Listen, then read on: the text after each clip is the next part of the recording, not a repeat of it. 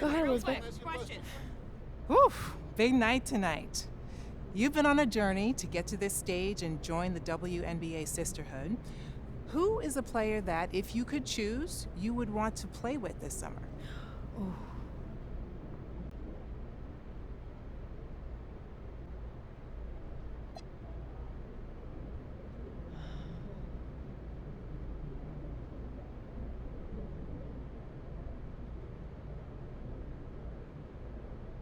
Oof.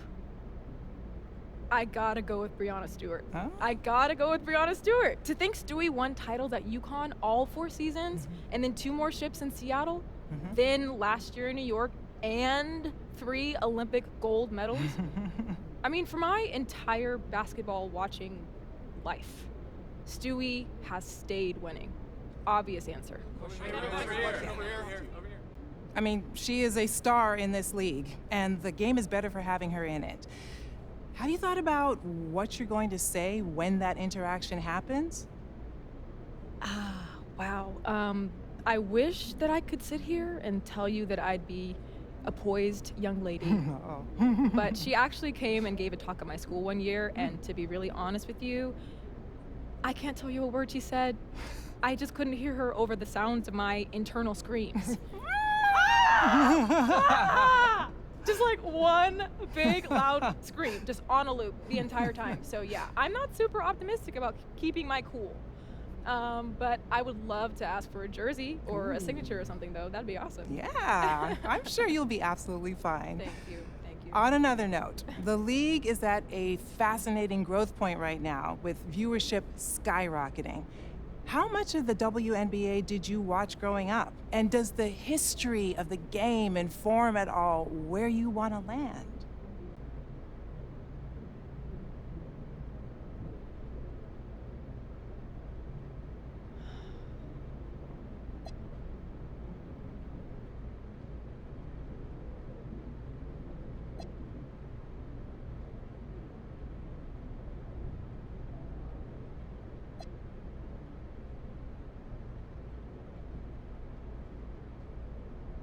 Honestly, it truly doesn't matter to me where I land because there are literally no bad options here. This here, right now, has been my dream for so long. And honestly, I'm ready to skip the rest of tonight so I can find out where I'm going. So I can trade in these heels for a pair of kicks and get to work. The spotlight has definitely been on women's sports these last years. How much do you think that on-court rivalries play a factor in the growth of the league? And do you think that these storylines are good for the game? Oh, I love the way that stories are being told right now. And I think that has fueled those rivalries that you're talking about. You know, look at Angel and Caitlin. They faced off in the national championship in college, and their fans have followed them to the WNBA. You know, every matchup between those two is must-see TV. And the Fever and Sky have 2 of the hottest tickets in the sport right now. And when the Aces and Liberty assembled all that star power a couple years back, every matchup between them was called the Battle of the Super Teams, just pulling in huge ratings, huge numbers. And my grandma wouldn't be able to follow anything that was happening on the court, but I'll tell you, she knows all the tea. She definitely knows all the tea. And I think all these rivalries are just another entry point for the fans. Yeah, totally agree there. Unfortunately, you just missed sharing the court with the WNBA's all-time leading scorer, Diana Taurasi, who played in the league from 2004 to 2024. She brought a ton of that spice you were talking about for so long. Now, what part of her legacy speaks to you the most?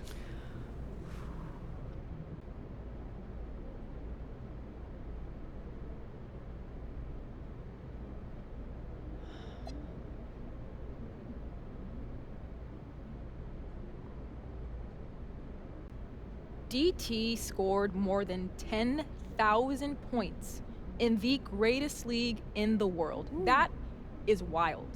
2 decades, she just kept putting up buckets. That longevity is incredible. The hours that she spent in the gym when the lights were low and the stands were empty so that she could shine when it mattered the most. You know, as someone who loves to score, she is my GOAT. best to ever do it. That's right. For the fans who might not know you yet, what do they need to know, either on or off the court?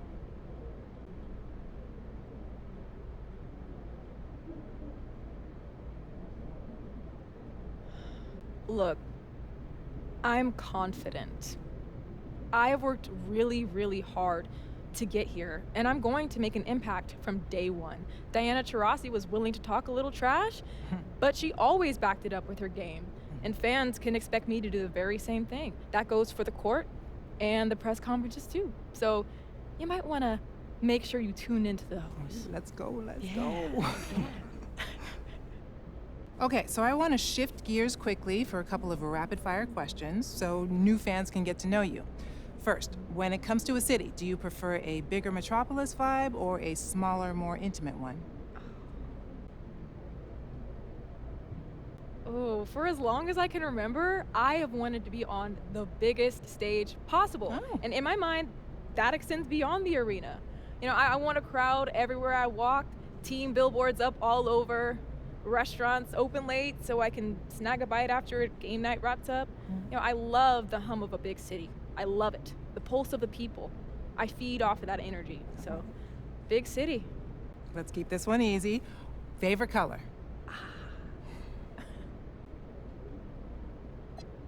Oh, blue. Blue soothes me like nothing else. My favorite sweater in the world is this warm blue color. And as soon as I slip it on, I feel like I'm just being enveloped by this like big hug. And honestly, when I close my eyes and I think of that color, I can take a deep breath and feel calm.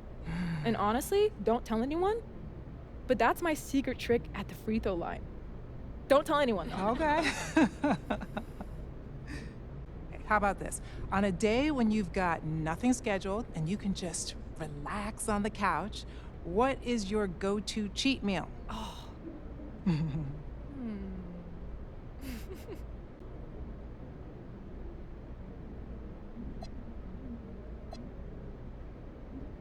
Tacos. Zero hesitation. Final answer. They're like, honestly, the perfect vehicle for protein. Like, you can just mix and match depending on the vibe of the day. Any meal of the day, you can eat on the go. Super versatile. Kind of like I am on the court. Trying and failing to keep it professional up here. Okay, I'm definitely not trying to get you in trouble. Okay, let's bring it on back to basketball. Let me ask you, does it matter to you where you're selected in the draft order?